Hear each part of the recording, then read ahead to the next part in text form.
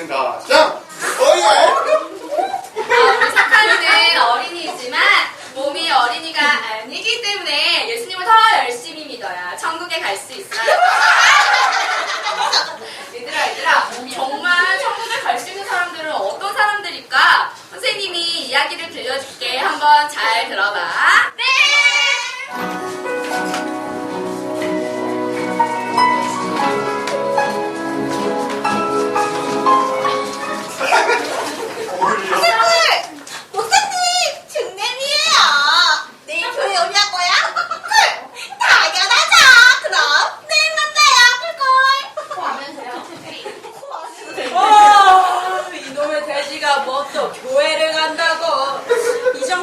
시골 좀 먹기지. 어디 교회 못 가게 함 해볼까?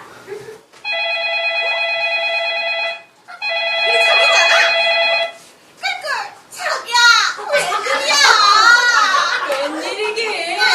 저기야, 우리 내일부터 황금 연휴 시작인데 제주도나 가볼까?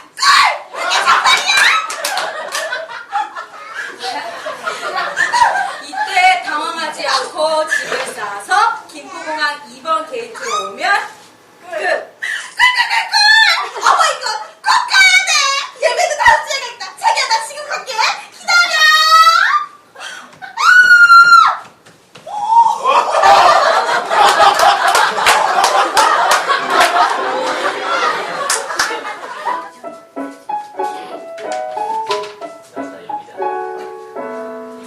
오늘 말씀 너무 좋은 것 같아. 이거를 나만 알 수가 없어. 친구들한테 알려줘야겠다. 오늘은 교회 청소 좀 해볼까? 아유, 이대진 은혜를 많이 받았네. 교회 청소? 아이고 참나.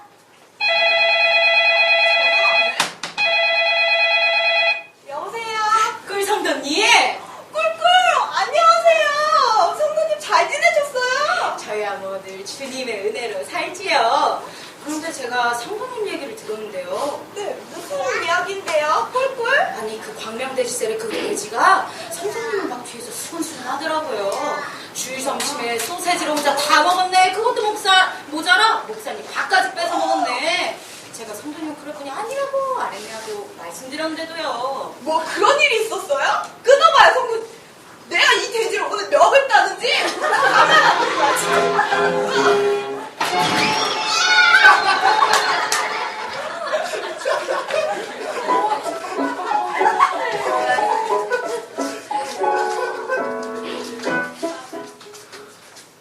띠로리. 아버지! 띠리링 평평. 예수님! 띠리링. 예수님 이름으로 기도했습니다. 아멘. 오늘 말씀 들은 것처럼 빛과 소금으로 살아야겠어. 예수님을 전해보고. 예수님 믿으세요. 이쪽 뼈로 때리세요. 예수님 믿으세요.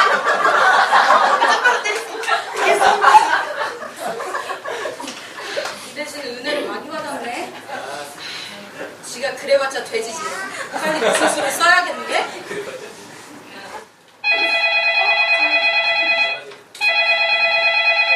꿀꿀. 자매님, 저예요. 자매님 오랜만이에요. 그동안 잘 지내셨죠? 네. 내일 뭐 하세요? 별다른 약속 없으면 신현이 자매 나오는 뮤지컬 티켓 생겼는데 내일 같이 보러 가요. 내일이요? 내일은 주일이라서 예배 드려야 하기 때문에 안 돼요. 어차피 오후 2시 하니까 예배만 드리고 가면 돼요. 2시에는 어린이 예배 드려야 하기 때문에 안 돼요. 그러지 말고 자매님도 어린이 예배 같이 드려요. 이제 교사로 헌신도 하셔야죠. 이거 안 먹히네. 보세요? 예. 그런데 저번에 치타 성도가 네. 자매님 욕을 그렇게 하던데 혹시 싸우셨어요? 그런 일 있었어요? 다 제가 부족해서 그런 거죠. 제가 가서 용서를 구해야겠는데. 이 돼지 이거 안 먹히네 안 먹혀. 네가 어디 이래도 예수 믿나 보자. 받아라 물질 어려운. 우와! 기도해야겠어. 주희야! 아니 네가 이래도 예수를 믿어? 받아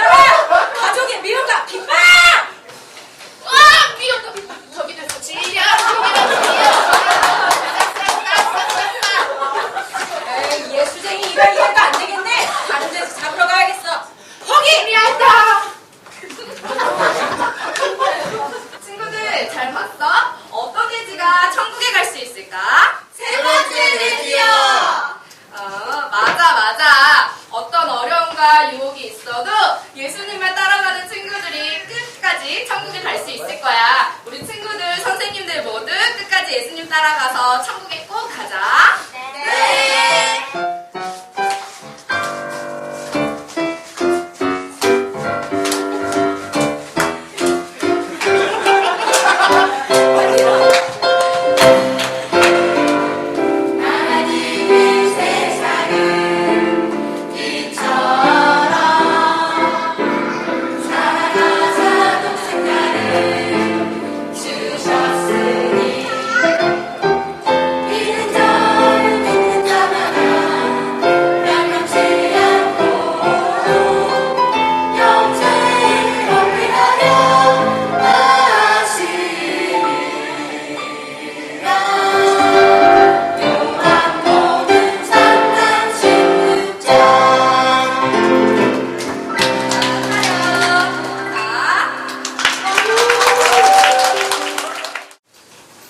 오늘은 어린이 주일입니다.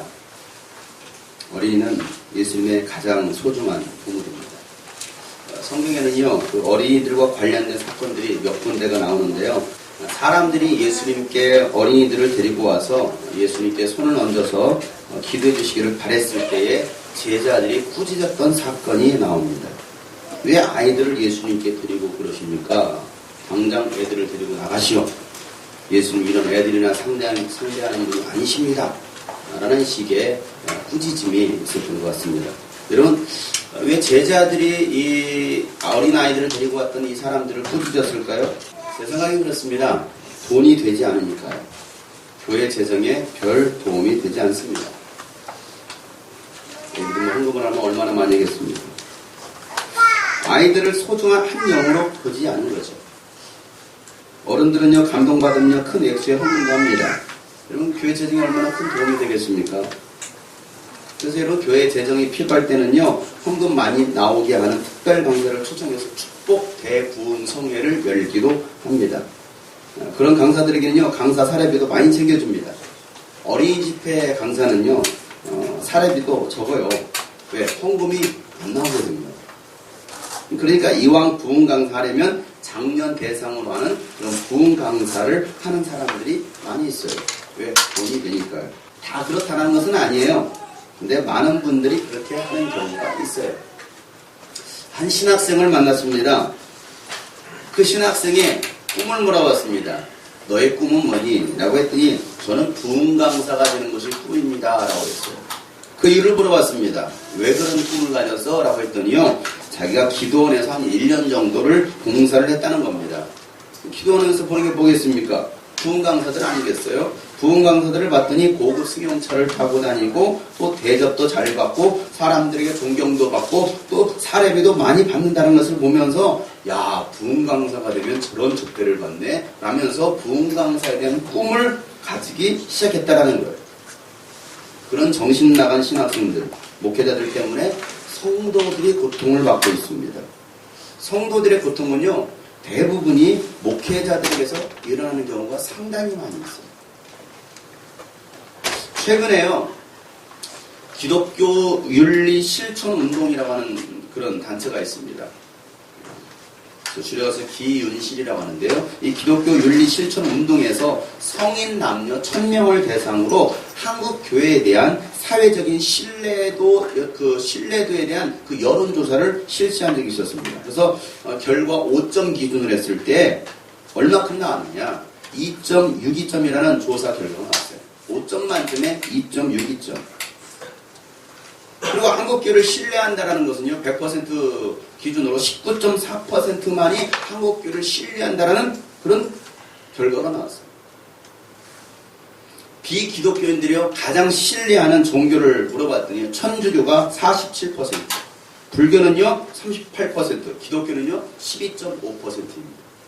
한국교회를 신뢰하지 않는 이유 물어봤더니요, 언행 일치가 되지 않아서 24.8%입니다. 가장 높았습니다. 그리고 교회 내부적인 비리, 부정부패가 많아서 21.4%요. 타 종교에 대한 비판적인 입장 10.2%, 그리고 강압적 선교 방식 10%. 기독교에 대한 신뢰도가 아주 바닥을 치고 있습니다. 믿지 않습니다. 한국교회 지도자들이 개선되어야 될 문제점으로 한국교회 지도자들에 대한 문제점을 조사했더니 언행 불일치 14.2%, 그 다음에 부의 축적 13.9%, 모범이 되지 않는 삶 13.3%, 도덕적 윤리적인 문제 12.7%, 교회 세습 8.3%. 이런 전부 다 이 도덕성과 관계된 그런 항목들이었습니다. 그러니까 비기독교인들이 이 교회와 기독교인들을 더 이상 믿지 않는 거예요. 믿을 수 없다라는 것이죠. 이보다 앞서 8년 전에는요, 2005년도에 교회 갱신을 위한 목회자 협의회에서 목회자들을 대상으로 또 질문한 것이 있었습니다. 교회가 무엇이 달라져야 됐습니까? 라고 물어봤더니요, 1위가 뭐가 나왔느냐면 1순위로 신앙과 삶의 불일치가 1위가 나왔어요. 목회자들이 생각할 때도 목회자들이 현장에서 느끼는 가장 큰 문제가 교인들이 교리에는 동의하지만 교리대로 살지 않고 있다는 것입니다. 그런데 이 고민의 원인을 따져보면요, 목회자가 먼저 교리대로 말씀대로 살고 있지 않기 때문에 교리대로 사는 모델을 보지 못한 거예요. 누가요? 성도들이요. 무엇이 옳은 삶인지를, 무엇이 그리스도인의 삶인지를 성도들이 보지 못한 거예요. 왜? 목회자들을 통해서 봐야 되는데 그걸 보지 못한 것입니다. 바울은 그랬죠. 나를 본받으십시오 라고 말을 합니다. 당당하게 말할 수 있어야 되는데 그렇게 삶을 살아가는 목회자들, 리더들, 지도자들이 없다는 거예요. 여러분, 왜 기독교가 개독교라는 소리를 들으면서도 아니라고 말을 못합니까? 그렇게 하고 있기 때문에 그래요. 초대교회는요, 적어도 지역사회 불신자들로부터 칭찬을 들었습니다. 그런데 왜 현대 한국교회는요, 지역사회 그 불신자들로부터 칭찬은커녕 비난을 받고 있습니까? 그 이유는요, 차별성이 없다라는 거예요. 믿지 않는 사람이나 믿는 사람이나 구별이 되지 않는 거죠. 차별이 없는 거예요. 그러면요, 교회는요, 조롱의 대상이 될 수밖에 없어요. 적어도 교회는 달라야 돼. 예수를 믿는 사람들은 믿지 않는 사람과는 다르게 사는 사람들이야 라고 생각했는데 그렇게 살지 않는 모습을 보면서 비난을 하는 것이죠. 자기네들은 설령 그렇게 살지 않으면서도, 자기네들은 예수를 믿지 않으면서도 예수를 믿는 사람들은 적어도 정직하게 살아야 되라는 것을 믿지 않는 사람들이 가지고 있다는 사실이죠. 왜? 성경이 그렇게 말하고 있으니까 그래요. 어린이 주일에 제가 왜 이런 말을 합니까? 어른들의 잘못된 가치관이 아이들을 망치고 있습니다. 어려서부터 물질 만능주의로 키우고 있습니다. 돈이면 다 된다는 식의 교육을 받고 있습니다. 누가요? 아이들이 그렇게 교육을 받고 있습니다. 야, 공부 잘해야 된다. 공부 잘해야 좋은 대학교 들어가고, 좋은 대학교 들어가야 취업도 잘 되고, 취업이 잘 돼야 돈을 잘 벌 수 있어, 많이 벌 수 있어 라는 식의 교육을 시키고 있는 것이죠. 다른 사람들을 짓밟아서라도 1등 해야 된다는 그 교육을 하고 있는 것입니다. 그래서 학원에 고액 과외에 아이들을 맡기고 있습니다. 그래서 아이들은요, 교회에 올 시간도 없습니다. 아니, 놀 시간도 없어요. 밤 늦은 시간까지 학원에서 보내고 있습니다. 공부의 노예가 된 그 아이들을 보면요, 참 불쌍합니다. 그런 아이들로는 세상을 바꿀 수도 없습니다. 학교 앞에 가서 아이들을 만나서 전도하면요, 바쁘대요. 이제 초등학교 1학년이 얼마나 바쁘지? 저도 바빠요. 2학년한테 물어, 저도 바빠요. 뭐가 그렇게 바빠? 학원 다니기 바빠요. 학원을 이제 2학년이 5개를 다니고 있고요. 3학년이 7개를 다니고 있어요. 자기가 무슨 학원을 다니고 있는지도 몰라요. 야, 어느 학원 다니냐 물어봤더니 국어학원, 뭐 논술학원, 수학학원, 영어학원, 수학학원, 체육관, 셀 수 없이 학원을 많이 다니고 있어요. 그 학원비 다 내려면 부모가 어떻게 되겠습니까? 생각해보세요. 학원비로만 200만 원이 들어가는데. 특히 이 학원가가 집중되어 있는 이곳에 살려면. 그런 아이들을 보면 참 불쌍해요. 바빠서 못 다닌대, 바빠서. 너무나 바빠요. 여러분, 세상에서 가장 학구열이 높은 민족이 바로 대한민국입니다. 그럼 여러분, 우수한 민족이 돼야 되잖아요. 그런데 왜 대한민국에서는요, 연구에서 탈 수 있는 노벨상이 한 명도 나오지 않았을까요? 공부는 그렇게 많이 시키는데, 학원은 그렇게 많이 다니는데, 그렇게 과외하고 유학을 보내는데, 왜 이 땅에서는요, 공부에서 탈 수 있는 노벨상이 하나도 나오지 않느냐, 이게. 일본에서는 이렇게 나왔거든요. 창조적인 생각을 길러내지 않는 거예요. 창조적인 하나님의 생각을 길러내지 못하는 것입니다. 아니 교회마저도요 학벌과 출세와 성공 위주로 흘러가고 있습니다. 웬만한 대형교회는요 박사학위 유학파가 아니면요 갈 수도 없습니다. 목회자로 부임해 가려고 해도요 자격 조건이요 박사학위가 있느냐 유학파냐 몇 개국 하고 있느냐 이게 기준이 되고 있다는 것입니다. 교회도요 성도들이 입맛대로 고르는 곳이 되어버렸어요. 세상과는 달라야 되는데 다르지 않은 거죠. 똑같습니다. 아니 교회가 세상에 하는 거 다 따라서 하고 있습니다. 그런 교회가 세상에 가득한 이상은요 세상은 달라지지 않습니다. 교회는 세상의 빛과 소금을 해야 되는데 우리가 지난주 말씀 나눴잖아요. 세상 속에 들어가서 세상을 바꿔야 될 사람이 바로 그리스도인이라는 것을 예수는 산상순을 통해서 말씀하셨는데 그런 빛과 소금의 교회가 성도들이 없다라는 것이죠.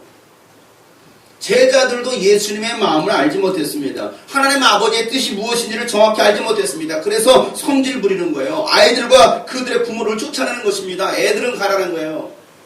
왜? 하나님의 뜻을 모르니까 예수님의 속마음을 모르니까 애들은 가라 애들은 가라 애들은 시끄럽잖아요. 보세요. 애들 다 갔어요. 시끄럽잖아요. 예배 방해되잖아요. 그러니까 울고 징징대는 이런 애들은 다 쫓아내야 돼. 쫙 나가라는 거야. 그래서 준영이도 쫓겨났나 봐. 정말 그럴까요? 오늘 시대도 그러고 있잖아요. 어른들을 위해서는요 정말 좋은 시설 공간에서 예배를 드립니다. 애들은요 막 더운데 말이야 선풍기 켜놓고 불도 껌뻑껌뻑 거리는 곳에서 아무것도 없는 그런 곳에서 아이들이 예배를 드리고 있어요. 어른들은 너무나 좋은 시설에서. 오늘날도 교회가 아이들을 내쫓고 있습니다. 교회 밖으로 내쫓고 있어요. 아이들이 교회를 좀 어질 수도 있는 거 아니에요? 예배 시간에 여러분 떠들 수도 있고 사고 칠 수도 있어요. 그러니까 애들이죠. 안 떠들면 그게 애입니까? 그래도 애들이요 어른들보다는요 순수합니다. 정말 순수해요. 말 잘 들어요. 위험하니까 배에 가만히 있으라고 하니까 그 아이들 어른들은 말 듣고 가만히 있다가 다 죽었잖아요. 아이들이 잘못입니까? 그렇게 지도하고 자기네들끼리 살겠다고 빠져나온 어른들의 잘못 아니에요? 오늘날 시대가 그러고 있지 않습니까? 어른들 말 듣는 거야. 애들이 뭘 안다고. 그래서 다 죽였잖아요. 어른들의 잘못이죠. 나이만 먹었지 나이 값을 못하는 어른들 때문에 아이들이 꿈도 펼쳐보지 못하고 세상을 떠난 거예요.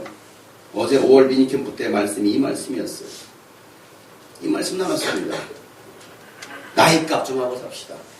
어제 말씀의 제목이에요. 지켜주지 못해서 미안해. 나이 값 못한 어른들의 잘못이죠. 제자들이 나이 값 못하고 있잖아요. 우리는 어떨까요? 우리는 나이값하고 살고 있습니까? 여러분 나이값하고 살고 계십니까? 우선 물어보세요. 나이값하고 사십니까? 예수님이 뭘 원하시는지도 모르고 있지 않습니까? 그래서 속썩이고 있는 거예요. 교회에서 속썩이는 사람들 보면요. 애들보다도 어른들이 더 속썩입니다. 청년들이 속썩이고 있어요. 왜? 나이값을 못하는 거죠. 적어도 1, 2년 신앙생활 했으면 달라져야 되는 거 아니에요? 교사가 되었어도 벌써 되었을 신앙이 열년인데도 불구하고 여전히 어린아이 같은 사람들이 많이 있다라고 성경은 말하고 있습니다. 히브리서 5장 12절에 이렇게 말하고 있습니다. 우리 한번 다 같이 한번 읽어보겠습니다. 시작. 시간으로 보면 여러분은 이미 교사가 되었어야 할 터인데 다시금 하나님의 말씀의 초보적 원리를 남들에게서 배워야 할 처지에 놓여 있습니다. 여러분은 단단한 음식이 아니라 젖을 필요로 하는 사람이 되었습니다. 여러분은 이미 시간으로 봤을 때는 이미 교사가 되어 있을 나이입니다. 여러분의 신앙이 연륜으로 봤을 때는 적어도 여러분들이 영적 리더, 영적 교사가 되어 있을 나이라 이 말이에요. 신앙생활 1년 이하 손 들어보세요. 1년 이하. 아무도 없네요. 아무도 없어요. 왜 이렇게 올리고 있어? 어려서 교회를 다녔을 때며 뒤늦게 회의가 하고 인자 돌아온 거 아니야. 이제 신앙생활 하려고 하는 것이 어쨌든 오래 다닌 거 아니야. 5년 이하 손 들어보세요. 5년 이하. 5년이야. 5년이야도 없어요? 소설 듣기. 미정. 아니, 적어도 1년 이상 신앙생활 했으면요, 신앙생활에 열심히 있는 거예요. 왜 많이 들었잖아요. 들은 말씀만 해도 주일만 빠지다도 52번은 들었겠네. 그렇잖아요. 그러면 적어도 내가 52번 들었으면 52번 들은 말씀대로만 살았어도 달라져야 되는 거 아닌가요? 그런데도 교사가 없다라는 것이죠. 여러분은 어린아이입니까? 영적 교사입니까? 뭐예요? 여러분은 어린아이예요? 영적 교사예요? 부활하신 예수님께서 제자들에게 너희는 가서 모든 족속으로 제자를 삼으라. 내가 너에게 분반 모든 것을 가르쳐 지키게 하는 교사가 되어라 라고 말씀하셨습니다. 여러분은 영혼을 구원하는 교사입니까? 영혼을 죽이고 있는 교사입니까? 교회 사기꾼. 이건 뭐예요? 영혼을 살리는 교사예요? 영혼을 죽이는 사기치는 교사예요? 애들 있어요? 빨리 솔직히 말해요. 애들 다 듣고 있어요. 대표로 듣고 있어요. 대표로. 오늘 나와가지고. 나이값 하는 거지. 7살 먹은 나이값. 이러면 어떤 교사입니까?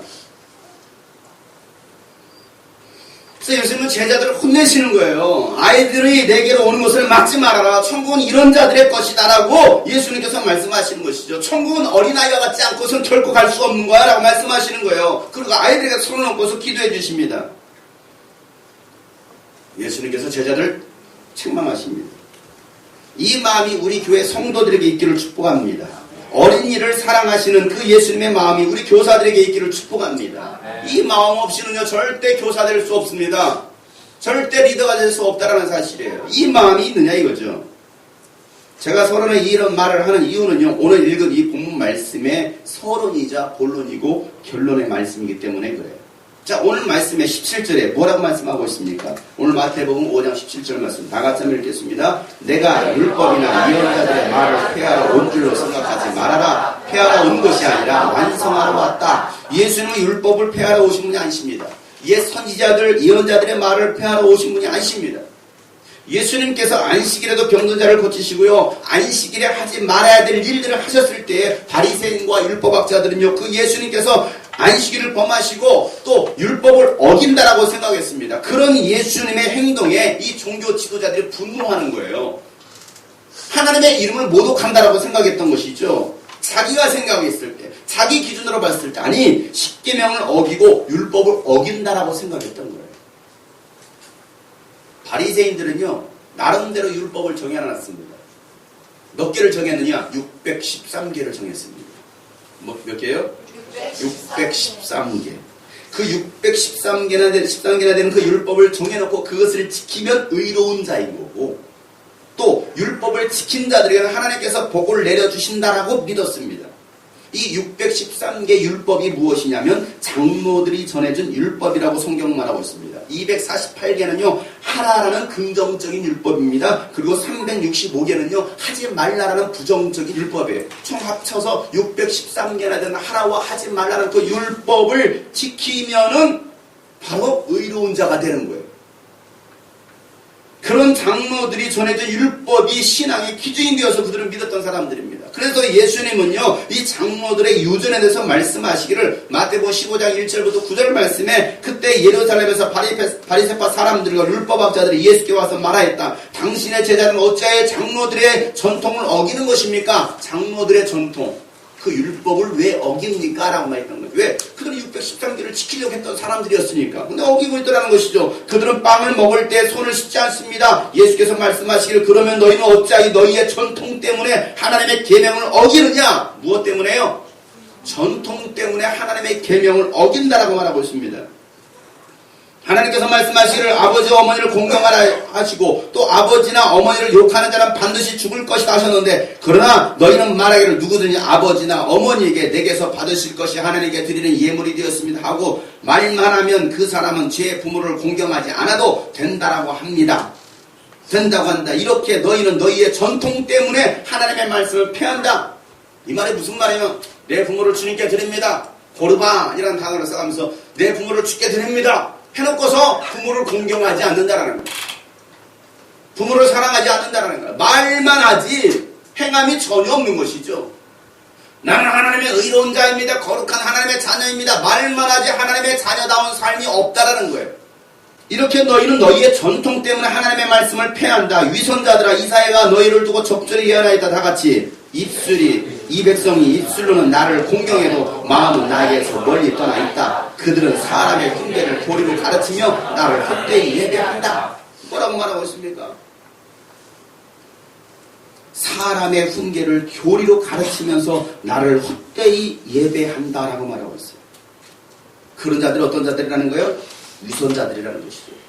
입술로는 나를 공경해도 마음은 내게서 먼 자들.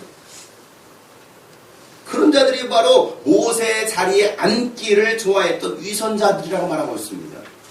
모세의 자리는요, 바로 율법의 자리, 심판의 자리, 정죄의 자리를 말하고 있습니다. 예수님은요, 율법학자들과 이 바리새파의 그 실체에 대해서 아주 신랄하게 까십니다. 너희들이 어떤 자도 아니야? 라면서 예수님께서 굉장히 까시는 장면이 나오는데요. 마태복음 23장이 나와요. 한번 여기 펴보세요. 23장 전체 통틀어서요, 예수님께서 이 바리새파 율법 사람들을요, 아주 까십니다. 무엇이 잘못되었는지, 그들의 신앙에 대해서 예수님께서 말씀하시는 거예요. 우리 다 같이 한번 천천히 읽어보도록 하겠습니다. 시작. 율법학자들과 바리새파 사람들은 모세의 자리에 앉은 사람들이라. 그러므로 그들이 너에게 말하는 것은 무엇이든 다 행하고 지켜라. 그러나 그들의 행실을 따르지 말아라. 그들은 말만 하고 행하는 그들은 지기 힘든 무거운 짐을 묶어서 남의 어깨에 지우지만 자기들은 그 짐을 나르는데 손가락 하나도 까딱하려고 하지 않는다. 그들이 하는 모든 일은 사람들에게 보이려고 하는 것이다. 그들은 경각을 크게 만들어서 자고 다니고 옷수를 길게 늘어뜨린다. 그리고 잔치에서는 윗자리에, 회당에서는 높은 자리에 앉기를 좋아하며 장태의 인사받기와 사람들에게 랍비라고 불리기를 좋아한다. 그러나 너희는 랍비라는 호칭을 듣지 말아라. 너희의 선생은 한 분뿐이요 너희 모든 형제 자매들이다. 또 너희는 땅에서 아무도 너희의 아버지라고 부르지 말아라. 너희의 아버지는 하늘에 계신 분 한 분뿐이시다. 또 너희는 지도자라는 호칭을 듣지 말아라. 너희의 지도자는 그리스도 한 분뿐이시다. 너희 가운데서 으뜸가는 사람은 너희를 속이는 사람이 되어야 한다. 자기를 높이는 사람은 낮아지고 자기를 낮추는 사람은 높아질 것이다. 율법학자들과 바리새파 사람들아, 위선자들아, 너희에게 화가 있다. 너희는 사람들이 들어오지 못하도록 하늘나라의 문을 닫기 때문이다. 너희는 자기도 들어가지 않고 들어가려고 하는 사람도 들어가지 못하게 하고 있다. 율법학자들과 바리새파 사람들아, 위선자들아, 너희에게 화가 있다. 너희는 개종한 사람을 만들려고 바다와 육체를 두루 다니다가 하나가 생기면 그를 너희보다 배나 더 못된 지옥의 자식으로 만들어버리기 때문이다. 눈먼 인도자들아, 너희에게 화가 있다. 너희는 말하기를 누구든지 성전을 두고 맹세하면 아무래도 좋으나 누구든지 성전에 금을 두고 맹세하면 지켜야 한다고 한다. 어리석고 눈먼 자들아, 어느 것이 더 중요하냐? 금이냐? 그 금을 거룩하게는 성전이냐? 너희는 말하기를 누구든지 제단을 두고 맹세하면 아무래도 좋으나 누구든지 그 제단 위에 놓여있는 재물을 두고 맹세하면 지켜야 한다고 한다. 눈먼 자들아, 어느 것이 더 중하냐? 재물이냐? 그 재물을 거룩하게 하는 제단이냐? 제단을 두고 맹세하는 사람은 제단과 그 위에 있는 모든 것을 두고 맹세하는 것이요 성전을 두고 맹세하는 사람은 성전과 그 안에 계신 분을 두고 맹세하는 것이다. 또 하나님을 두고 맹세하는 사람은 하나님의 보좌와 그 보좌에 앉아 계신 분을 두고 맹세하는 것이다. 율법학자들과 바리새파 사람들아, 위선자들아, 너에게 화가 있다. 너희는 박하와 회양과 금채 11조는 드리면서 정의와 자비와 신의와 같은 율법의 더 중요한 요소들은 버렸다. 그것들도 소홀히 하지 않아야 하지만 이것들도 마땅히 행해야 한다. 눈먼 인도자들아, 너희는 하루 사람을 걸러내면서 낙태를 삼기는구나. 율법학자들과 바리새파 사람들아, 위선자들아, 너희에게 화가 있다. 너희는 잔과 접시의 겉은 깨끗이 하면 그 안에 탐욕과 방종으로 가득 채웠기 때문이다. 눈먼 바리새파 사람들아, 먼저 이 잔을 깨끗이 하여라. 그래야만 그것도 깨끗하게 될 것이다. 율법학자들과 바리새파 사람들아, 위선자들아, 너희에게 화가 있다. 너희는 회차는 무덤과 같기 때문이다. 그것은 겉으로는 아름답게 보이지만 그 안에는 죽은 사람의 뼈와 온갖 더러운 것이 가득하다. 이와 같이 너희도 겉으로는 사람에게 의롭게 보이지만 속에는 위선과 불법이 가득하다.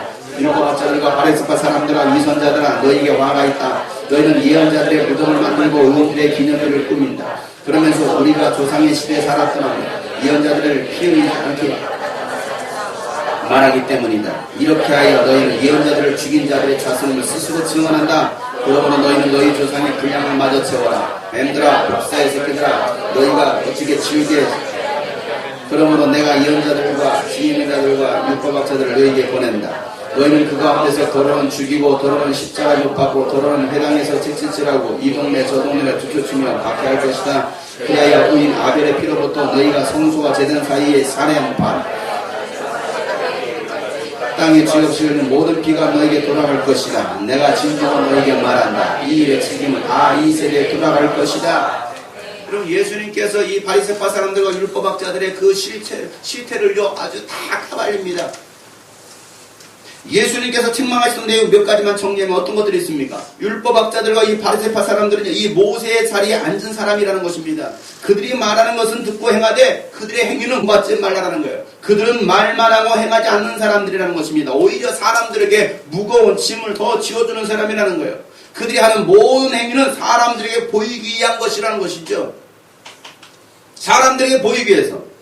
오늘날도 신앙생활 하는 사람들 가운데요 사람들에게 보이게 사는 사람들이 있습니다. 경문곽을 크게 붙이고 다닌다는 것은요 기도할 때 이마에다가 이 곽을 붙입니다. 그 곽에는요 성경 하나님 말씀이 적혀 있습니다. 그래서 그 곽을 붙이고 다니는 어디에? 이마에다가 큰 걸로 이왕이면 더 큰 걸로 붙인다는 거예요. 자신이 기도 생활을 잘하는 사람처럼 보이기 위한 것이죠. 옷을 길게 늘어뜨립니다. 무엇을 의미하겠습니까? 나는 바로 경건한 유대인이야. 나는 바로 종교인이야. 라는 것을 자랑하기 위해서 다니는 그런 장식품들이 바로 이 옷술이에요. 기독교인들도 어떻습니까? 십자가 목걸이 하고 다닙니다. 차 앞에다가요 십자가를 걸고 다닙니다. 왜? 나 예수 믿는 사람이야. 나 신앙생활하는 사람이야. 를 갖다가 말하기 위한 것이죠. 절에 다니는 사람들도요 앞에다가요 묵주 걸어놓습니다. 앞에다 또 뭐 해놓습니까? 예? 그 돌 붙여서 딱 붙여놓습니다. 아니면요 그 동자승도 붙이고 다니는 사람이 있어요. 패치타면 가끔 그런 거 있어요. 똑같은 종교인들이에요. 묵주 걸어놓은 거나 십자가 걸어놓은 거나 똑같은 거예요. 동자승을 붙여놓은 거나 예수님 기도하는 손 붙여놓은 거 십자가 붙여놓은 거 똑같은 거예요. 중요한 것은 여러분 삶의 변화가 있어야 되는 삶의 능력이 있어야 되는 삶의 능력은 없습니다. 회당에서 높은 자리에 앉기를 좋아합니다. 인사받는 것과 랍비라고 불리는 것을 좋아합니다. 큰 교회에서는요 장로석이 따로 있어요. 앞에 장로석. 자기 자리에 앉으면 막 뭐라고 합니다. 비켜! 내 자리. 내가 장로인데 네가 왜 비켜! 우리 교회에는 뭐 장로님도 안 계시고 붙여놓지도 않죠. 붙여놓고 있네요. 컵 올려놓지 마세요. 여러분 장로님한테 인사하면 어떻게 됩니까? 생각, 장로님 제가 인사 안 해봐요. 꼭 그 빳빳이 들고 가면서 무슨 장로님한테 인사해. 목사님한테 인사해야지.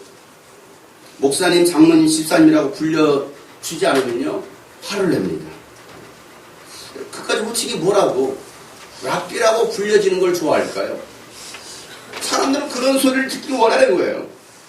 근데 예수는 뭐라 말합니까? 랍비라는 호칭을 듣지 말라라고 예수님께서 말씀하셔요. 너희들이 지도자라는 그 호칭을 듣지 마라. 불려지기를 좋아하지 말라라는 거예요. 우리들은 다 누구라는 겁니까? 모두가 형제 자매라는 것이죠. 형제 자매. 목사, 장로, 권사, 집사라고 불려지는 것보다도 우리는 다 형제 자매라고 예수님께서 말씀하십니다. 이것이 기분 나쁘면 절로 가셔야 돼요. 아니면 다른 교회로 가셔야 됩니다. 그런 호칭 불러주기를 좋아하는 그런 교회로 가시면 돼요. 그런 호칭 불러주려고요 헌금하게 하고요 직분 임명하는 교회들도 많이 있습니다. 직분을 돈으로 사는 것이죠. 불려지기를 좋아하니까 그 자리에 앉는 것을 좋아하니까. 옆 사람 한번 이렇게 한번 불러주실까요? 형제님, 자매님. 아니, 예수께서 말씀하십니다. 야, 랍비라고 불리는 거 좋아하지 마. 너희들은 다 형제요 자매야 라고 말씀하시는 것이죠. 지도자는 오직 예수님 한 분밖에 없습니다. 섬기는 사람이 으뜸이 되는 사람이죠. 자신을 낮추는 사람은요 높아질 것이고 자신을 높이는 사람은 낮아질 것이라고 예수님 말씀하십니다. 율법학자들과 이 바리새파 사람들을 향해서 예수님은요 위선자들이라고 말씀하셔요. 위선자들. 여러분 왜 위선자들입니까? 왜 위선자들이에요? 사람들이 하나님 나라에 들어가지 못하도록 천국문을 닫아버리는 사람들이기 때문이라는 거예요. 어디 들어가려고 하는데?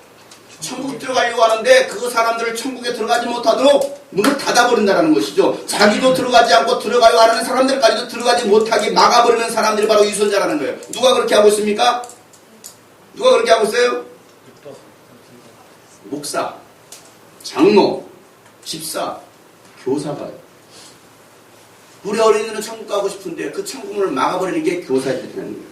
주일학교 교사들, 중고등부 교사들, 리더들이라는 거예요.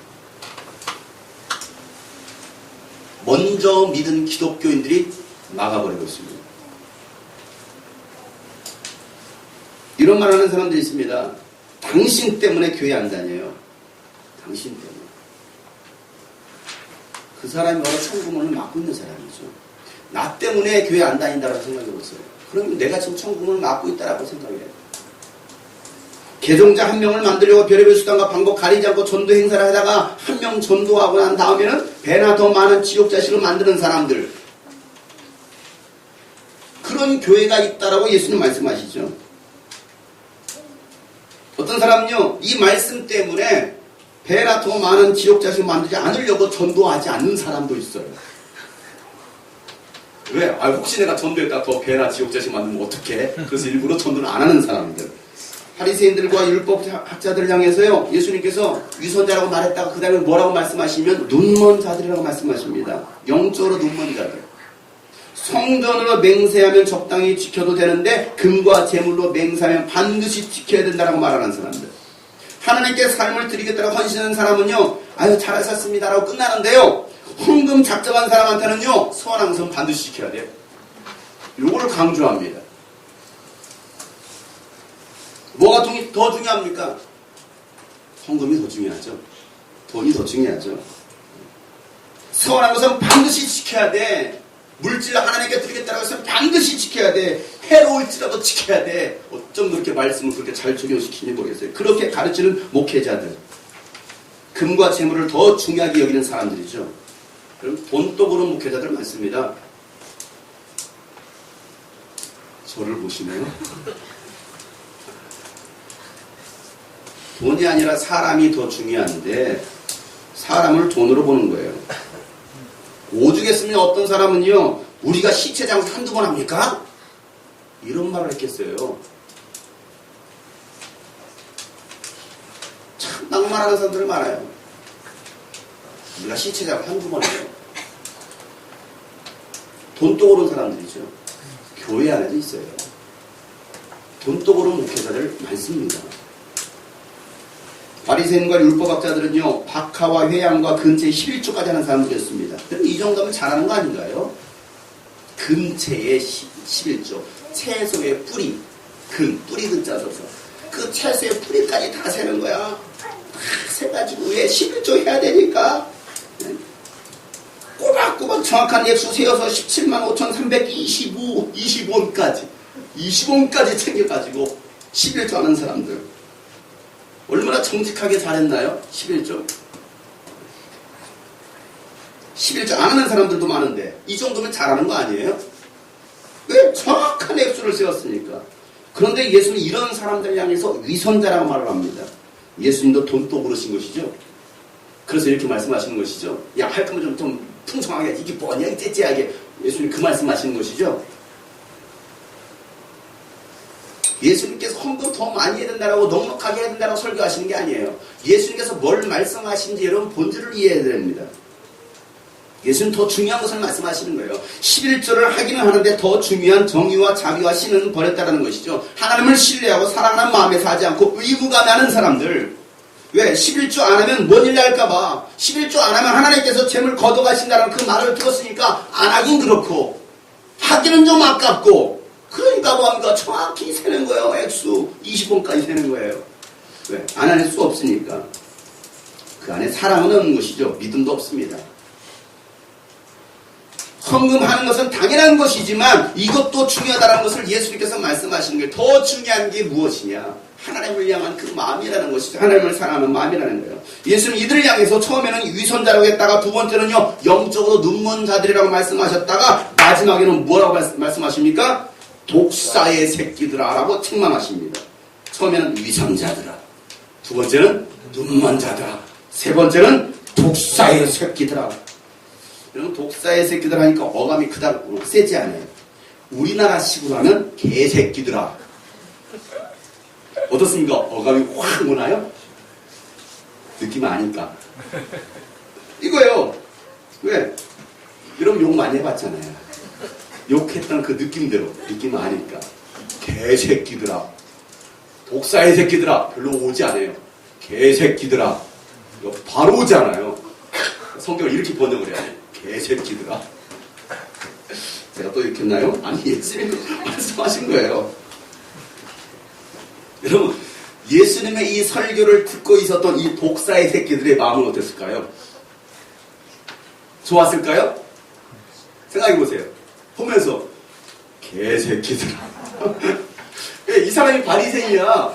근데 바리새인도 하면서 이 바리새인들 하면서 이 개새끼들아, 독사의 새끼들아. 좋겠어요? 듣는 개새끼는 어떻습니까? 듣는 동사 새끼는 어때요? 좋을 사람 누가 있어요? 분노 일어나지 않겠습니까? 화 일어나지 않겠습니까? 분노가 일어나요. 분노가 일어나요.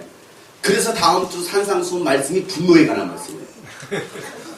왜? 이 말씀 다음이 분노거든요. 분노가 일어났잖아. 독사의 새끼들아 했으니. 사람이 너무 옳은 말만 듣고요. 지적당하면요. 듣기 좋아하지 않습니다. 받아들이는 것이 아니라요. 거부합니다. 그러면 망합니다. 거부하면요. 망합니다.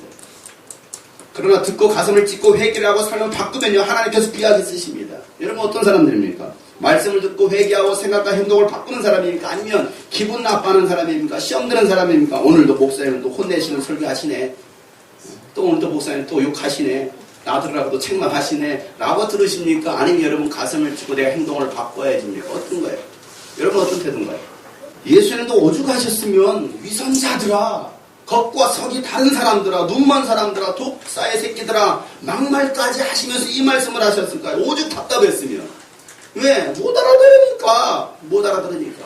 그러니까 막말을 해가면서까지도 좀 정신 차리라는 것이죠. 오늘 말씀의 결론입니다. 예수님은 율법을 폐하러 오신 분이 아니십니다. 율법을 완성하러 오셨다는 것입니다. 오늘 본문 17절 말씀 읽어보세요. 마태복음 5장 17절 말씀 나같이 읽겠습니다. 내가 율법이나 예언자들의 말을 폐하러 온 줄로 생각하지 말아라. 폐하러 온 것이 아니라 완성하러 왔다. 완성하러 오셨다는 거예요.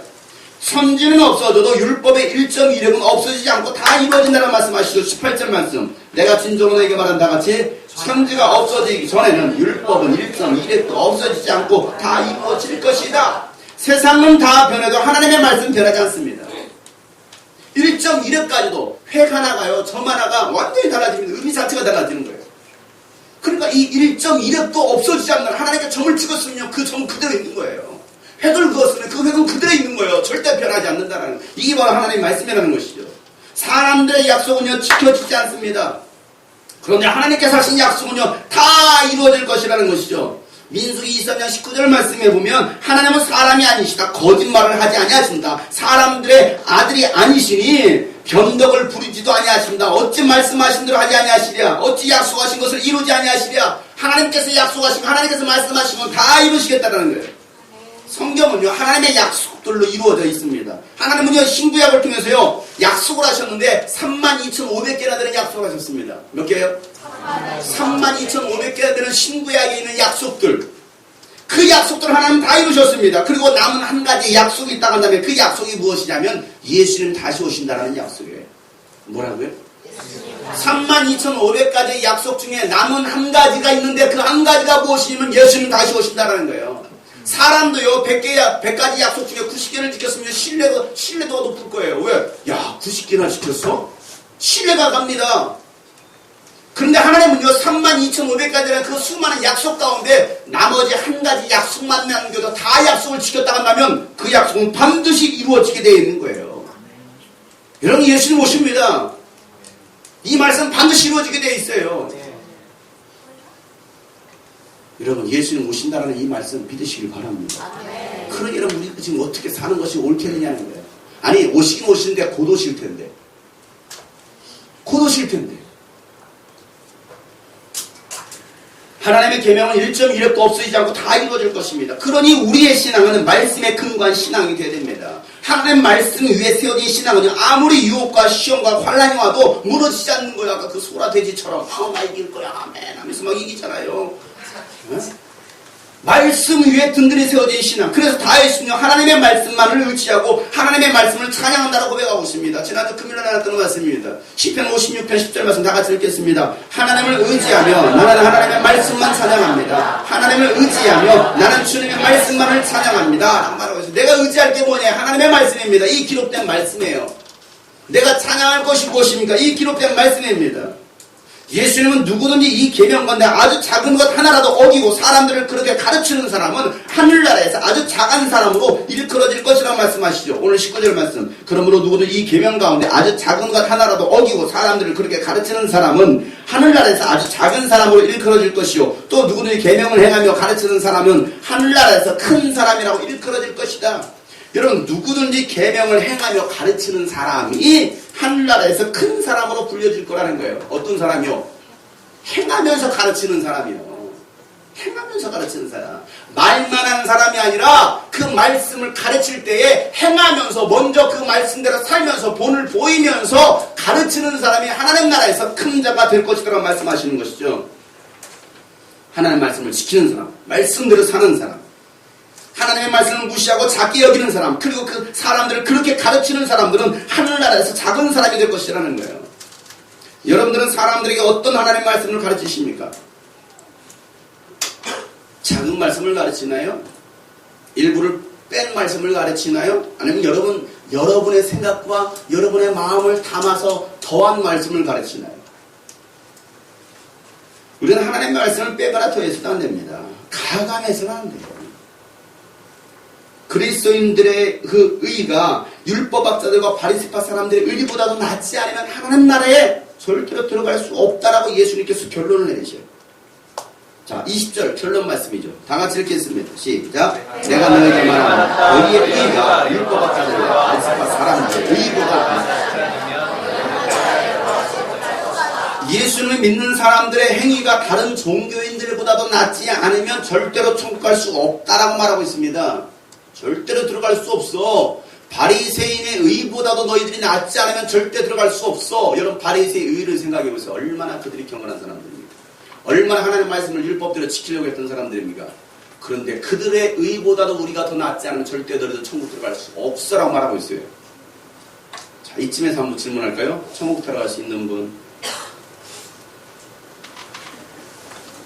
어떻게 손을 들어야 될지 모르겠죠. 믿음으로 손을 들고 싶죠. 믿음으로. 믿음으로 천국 가는 거 아닙니까? 여러분 행위로 구원받는 것은 압니다. 그러나 반드시 믿음에는요 행위가 따르게 되어 있어요. 행함이 따릅니다.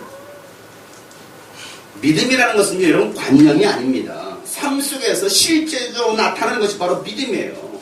믿음이 있다고 하면서 삶의 변화가 일어나지 않는다면 그것은 절대 믿음이 아닙니다.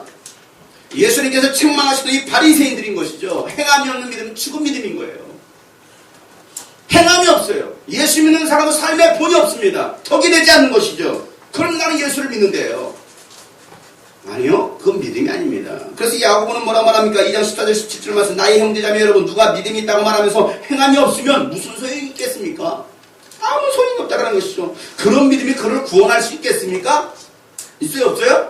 그런 믿음은 구원할 수 없다라는 거예요. 행함이 없는 믿음은 구원할 수 없다라는 거예요. 어떤 형제나 자매가 헐벗고 그날 먹을 것조차도 없는데 여러분 가운데 누가 그들에게 말하기를 평안히 가서 몸을 따뜻하게 하고 배부르게 먹으시죠 하면서 말만 하고 몸에 필요한 것들을 주지 않는다고 하면 무슨 소용이 있겠습니까? 이와 같이 믿음에 행함이 따르지 않는다면 그 자체로는 죽은 것입니다라고 말하고 있는 거예요. 행함이 없는 믿음은 죽은 믿음이라는 거예요. 그 믿음 가지고 구원이나 받겠습니까? 어떤 신학자는 그래서 이 야고보서를요 지푸라기 신학이라고 말했어요. 아무것도 없는 신학이라고 했어요. 왜? 믿음보다도 행함을 더 강조한다라고 했어요. 아니요. 믿음보다 행함을 강조했던 것이 아니라 믿음이 있으면 행함이 있다는 것을 야고보는 그 얘기하고 있는 거예요. 여러분 주위에 헐벗고 먹을 것조차 없는 사람이 있습니까? 아파서 일어날 수 없는 사람이 있습니까? 먹을 것을 주세요. 약을 갖다 주세요. 이렇게 세워주세요. 그것이 믿음이라는 거예요. 없는 사람한테 몸을 따뜻하게 하세요. 옷 없어요? 옷 따뜻하게 입으세요. 추우세요? 옷 따뜻하게 입으세요. 배고픕니까? 배부르게 드세요. 없습니까? 기도하세요. 굉장히 믿음의 사람 같죠? 아니요. 네 옷 벗어 주라는 거예요. 먹을 거 사서 주라는 거예요. 지금. 그게 믿음이라는 것이죠. 말만 하고 필요한 것을 주지 않는 것은 아무 소용이 없다는 것입니다. 진짜 그리스도인은 바리새인들의 의보다 더 나아야 됩니다. 그래야 총구할 수 있습니다. 교회 안에서만 의로운 자처럼 살지 마시고 세상 속에서 의인의 삶을 사시길 바랍니다. 그리스도는 한 사람 한 사람이 세상 그 성경대로만 산다 한다면요, 세상은요 달라질 거예요. 확 달라지는 거 아니에요. 조금씩 달라지는 거예요. 조금씩. 예수 믿는 사람들만 달라진다고 하면, 아니 예수 믿는다고 하는 그 800만 명 그 성도들이 정말 예수 믿는 삶으로서 세상 속에서 살아간다면 대한민국 달라지죠. 부정부패 사라지죠. 근데 왜 달라지지 않아요? 그렇게 사는 사람이 없다는 거예요. 어린아이와 같지 않고서는 결단코 천국에 들어갈 수 없다. 어린아이 같은 그런 순수한 신앙이 아닌 곳은, 순종의 신앙이 아니고서는 절대 천국에 들어갈 수 없다고 말하고 있습니다. 위험하니까 아무도 나가지 마. 배 안에 갇혀 그냥 있어. 그럼 그대로 있는 거예요. 얼마나 순종 잘합니까? 너무 안타까운 거죠. 아이들은 순종해요. 어린아이들은 순수합니다. 시키면 돼요. 시키면 돼요. 그런데 어른들은 자기 생각대로 합니다. 자기 가치관대로 합니다.